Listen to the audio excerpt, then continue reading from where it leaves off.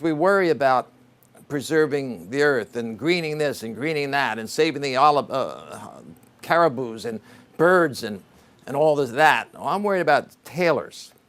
The species of tailoring is threatened by the outside world. My cousins, Antonio Cristiani and Francis Cristiani, inherited from their father and their grandfather and their great-grandfather a pride in craft of tailoring. And my father is also a tailor who mentored under the elder Cristiani in Paris. My parents were in mountain villages, and at night the men of the town would parade around the fountain. It's called the passeggiata. The passeggiata. It was a fashion show, unreported, uncovered, unphotographed, but a tradition of men walking around and the women looking at them and maybe picking a man that they would like to know, and then they'd tell the brother, the father, and something was arranged. But the beginning was men's fashion. And out of that passeggiata tradition come many of the fine tailors. Now here is a suit that's a Pierre Cardin, probably 1960s. Look at that lapel.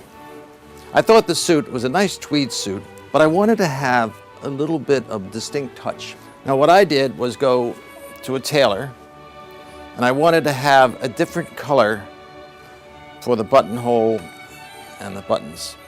This is a Brioni suit that I bought around 1970-71 in Beverly Hills.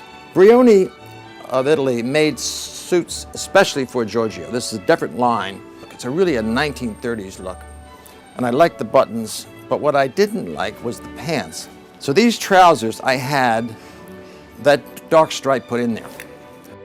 Why? Because I thought it gave a little style to the suit. It wasn't solid gray. I thought it needed something.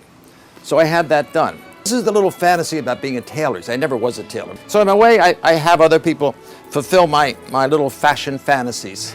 And that's like a fashion fantasy there, isn't it? But it really makes the suit. This is a Melodondri suit. See, I got my pen. I got no. Where the hell is this pen? Now I know where it is. And I had, similarly as I told you about the Pierre Cardin, the buttons I had changed, the red thread, red workmanship here, and it captured some of the element of the suit. These shoes cost me about $2,800. These shoes, $2,800 for these stupid shoes, but they're beautiful. I have a craftsman that makes these. I have about 20 of these shoes. That I spend an awful lot of money on clothes. I mean, even when I was a young reporter, making $350 a week, that was big bucks in those days. But I didn't put it in the golf clubs. I didn't put that money into trying to buy a rowboat. I put it in the suits. I always dressed up for the story. It wasn't who I was with. I could be with baseball players, labor leaders, gangsters, workmen building the Verrazzano Bridge. I went on the bridges. They were the catwalk, but I wore a hard hat, but always wore a suit and tie.